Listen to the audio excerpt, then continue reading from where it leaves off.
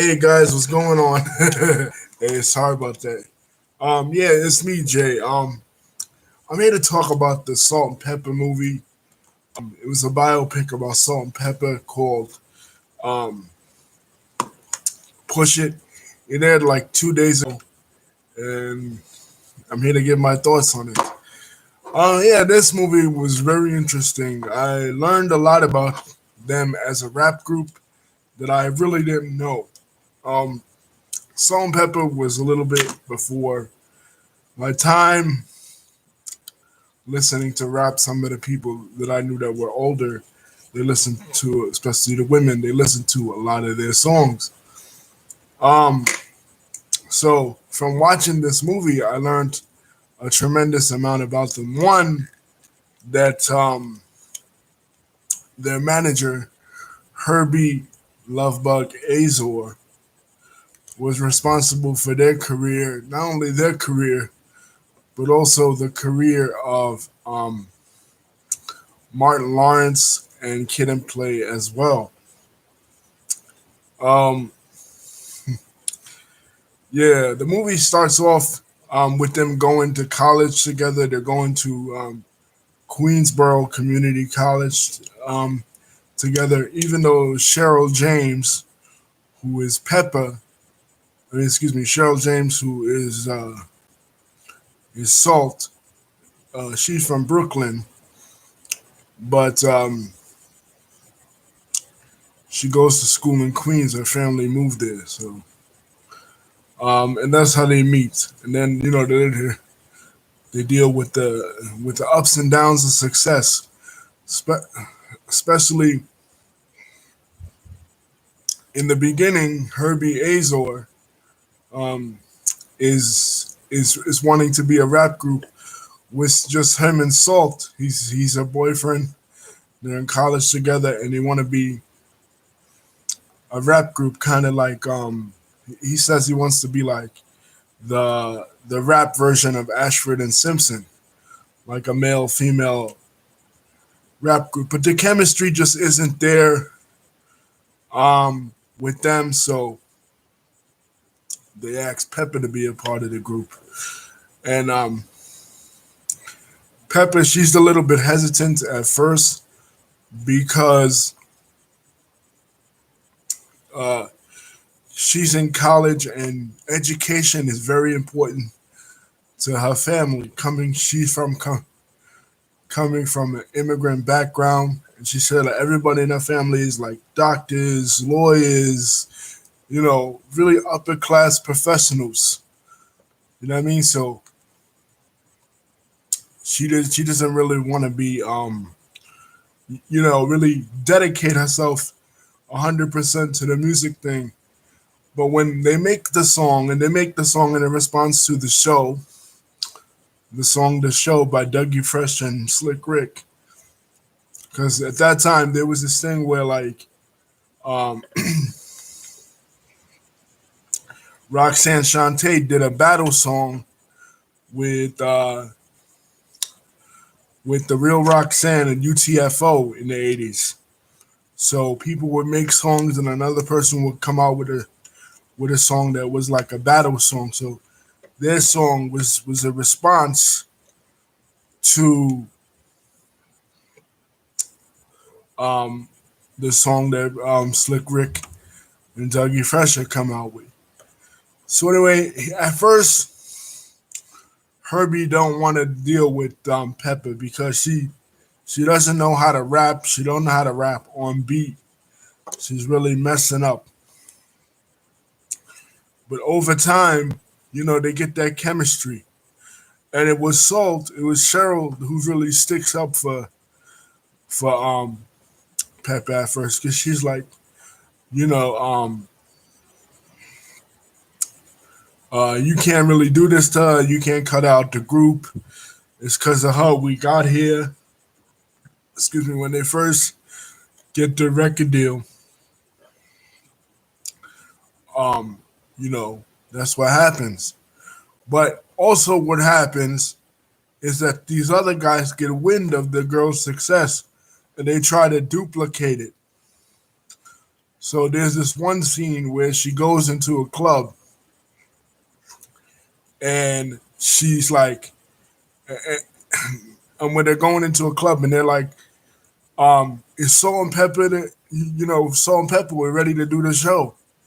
And and the manager of the club was like, Salt and Pepper, they're already there. So they discover that somebody has actually stolen their act. One dark skinned girl, one light skinned girl under the name Salt and Pepper. So Herbie gets up there and he takes the mic away from him and he gets beaten up by these gangsters. And one line that the dude said, because Herbie is West Indian. So he's like, I'm not West Indian, but I'm Indian and I'm from the Beat-a-Hole tribe and I'm going to beat a hole. And he beats them up. So they realize that they got to keep the management. They got to keep the management in house. So they hire a DJ. They hire his cousin to do everything. And the original DJ is Latoya Hanson, not originally Spinderella. She wasn't in the group at first. So they become really successful. They make the Push It single. And, they're really pushing the bounds of sexuality. And one of the things about them that is different than other female rappers that they get compared to Run DMC a lot. Because the way they rap, like one girl will say one verse, another girl will say another verse, and they will kind of feed off each other. That live energy. But Peppa, she's the very ghettoish one. She's the one always want to go out to party, always the loud one, always wanting to go out to flirt with guys. When they go to the Crush Groove premiere, she's out there flirting with one of the fat boys. She's flirting with LL Cool J. She's flirting with this one and that one. And of course, that eventually gets her into trouble because she starts a relationship with Trench from Naughty by Nature. And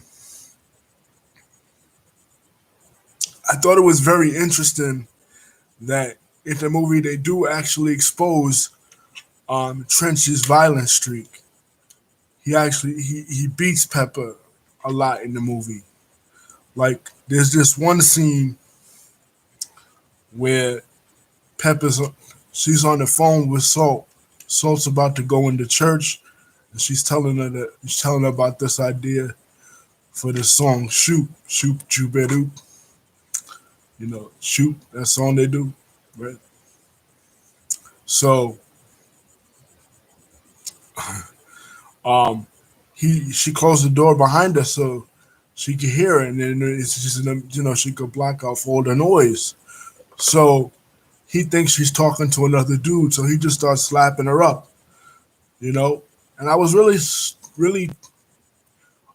shocked that they would portray that because the movie is produced by Queen Latifah, and as many people know, Queen Latifah is the one responsible for bringing out Naughty by Nature. She was friends with Naughty by Nature, both Vinny and Trench. Back in the day. So I really was surprised that she would expose, her friend like Latifah would expose her friend like that.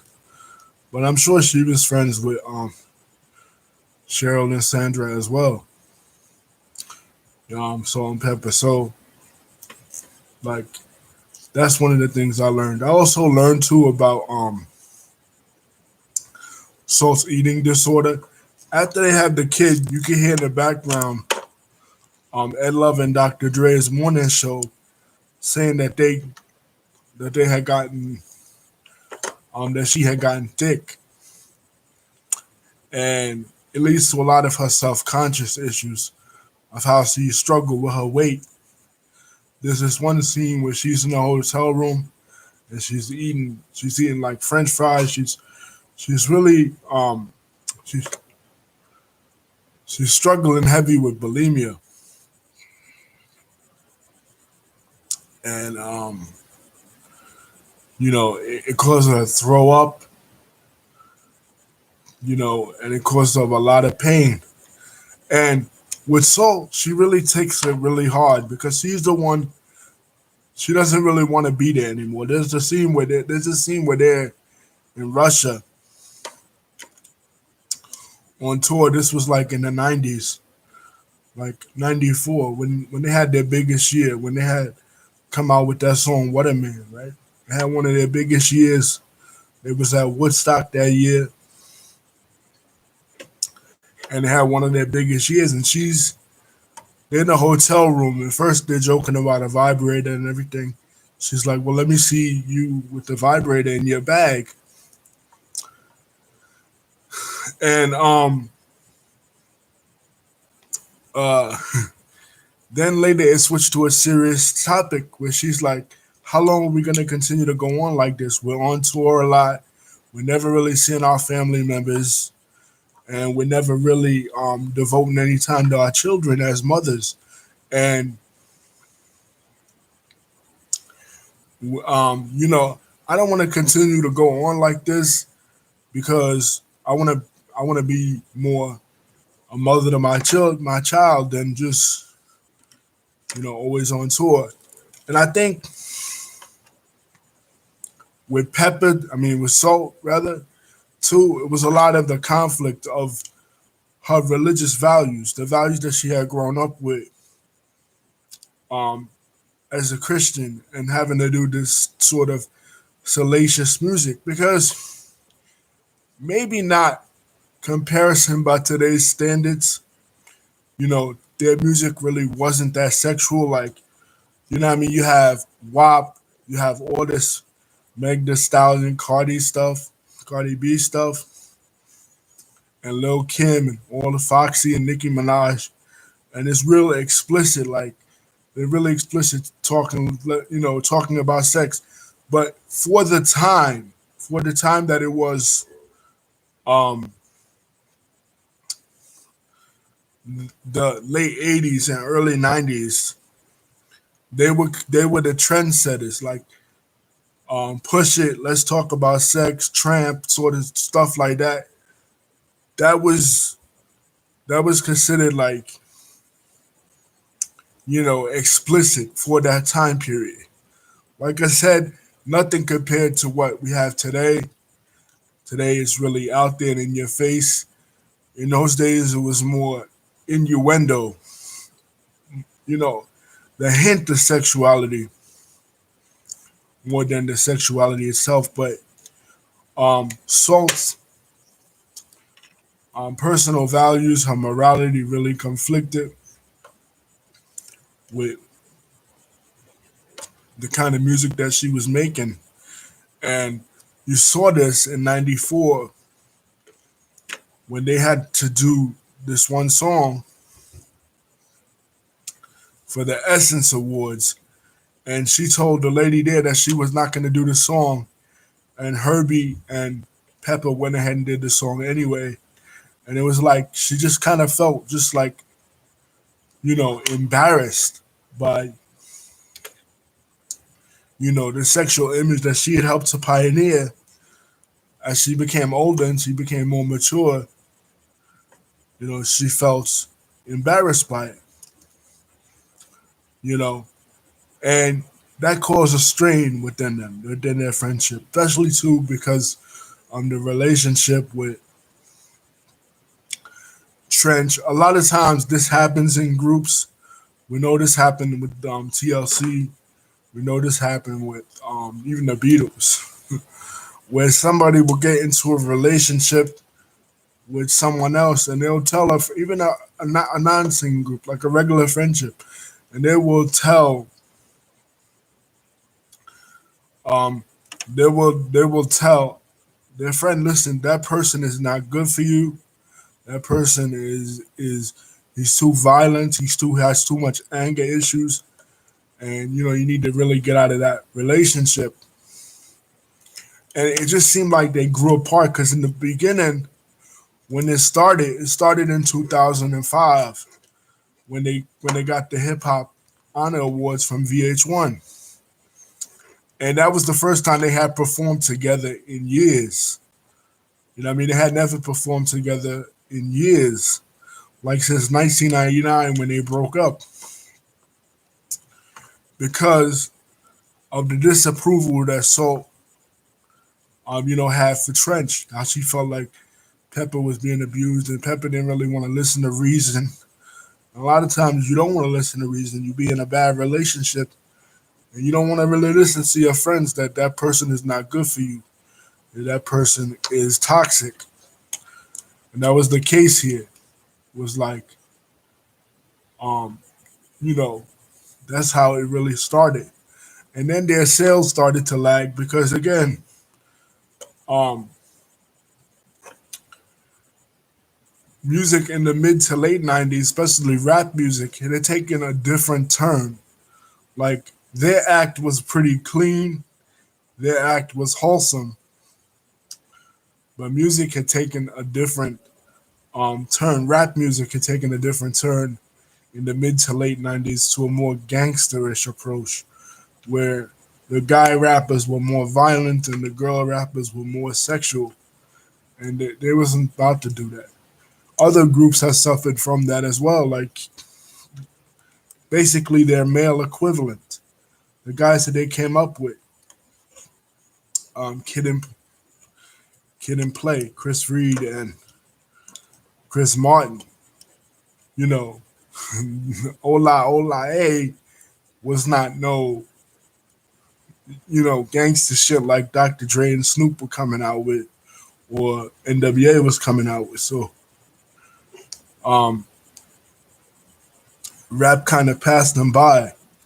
Goes back to what I said in my earlier video about when I was talking about the verses, how people sometimes forget some of the older acts that paved the way, and then they're considered corny, and then people don't honor them or respect them. You know, in the music industry anymore, and people just stop. Well, it's like what happens when people stop screaming your name. You used to have. There's this one scene in the movie where they have um the it's in 1999, and they're going to right before they're about to break up, and they're going to do a show, and the guy says, "Well, we can't get the big arenas, but we can get, these little small clubs." And it's like, so she's like, "Well, last year we were playing Woodstock, we're playing this big concert, that big concert. Now we can't even fill a small club." You know what I mean? So it really showing you, like, like Andy Warhol used to say, your 15 minutes of fame. You know, they love you 1 minute, and the next minute they forget about you. That's how it be in the music business. Especially when you have a certain limit and you won't go beyond that limit. You know what I mean? Like, yeah, their shit was kind of, their stuff was kind of sexual to an extent, but not to a big extent. You know what I mean? Like, it later became,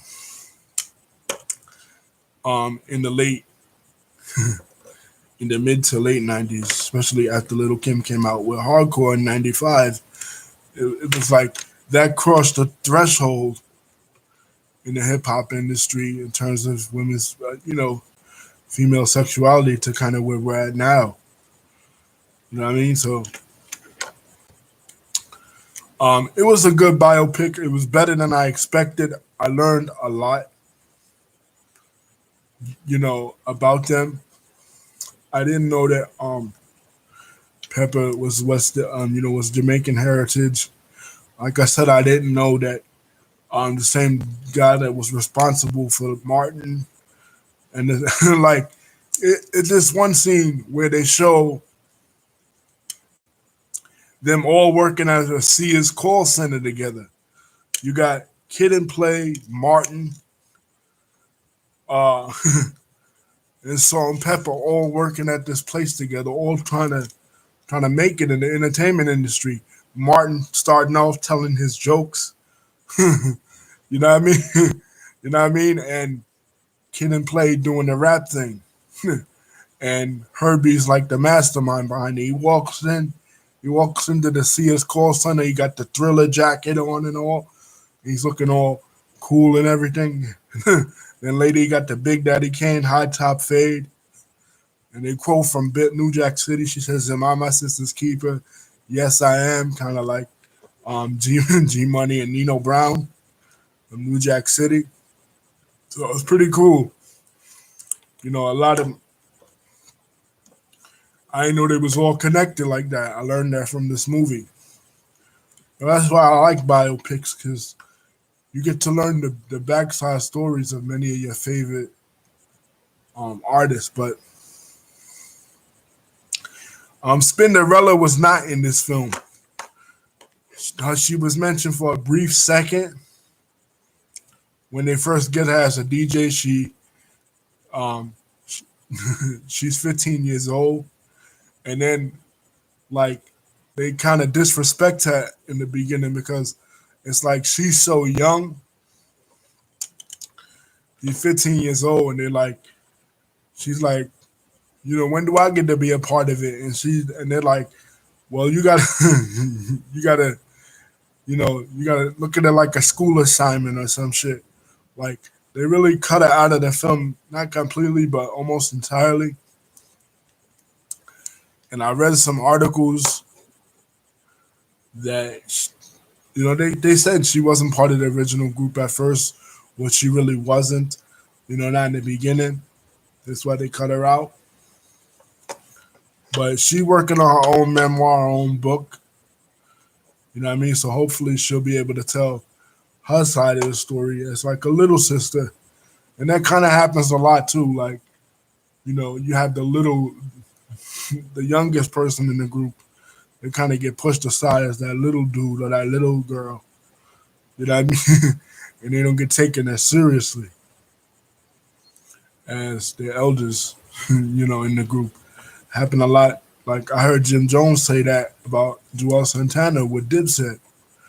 It's like Cam wouldn't let him go out unless he did his quote unquote homework. You know what I mean? So you know what I mean? Like that's just anybody that has younger, you know, not that has younger siblings, but that is themselves a younger sibling. You know what I mean? That goes on in families too. You know what I'm saying? Like you want to be just like your older brother, your older sister, but they have different friends. They have different live experiences and stuff. So you know, she'll be coming out with her book to tell her side of the story, kind of like Miss Chalet when they did the Straight Outta Compton movie, and then Miss Chalet came out with her side of it. But you know, she was cut out of a lot of their tours. The tours they did like in 2019 with the New Kids on the Block tour, she wasn't there either. So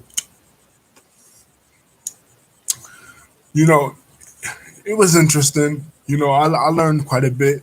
I never really knew much about them because, like I said, they were kind of like before my time, and plus, it was girls' music, so I didn't really listen to it. So, you know what I mean? It's heavily women's music. It's actually talking about dudes and shit. So, like, I didn't really listen to them growing up.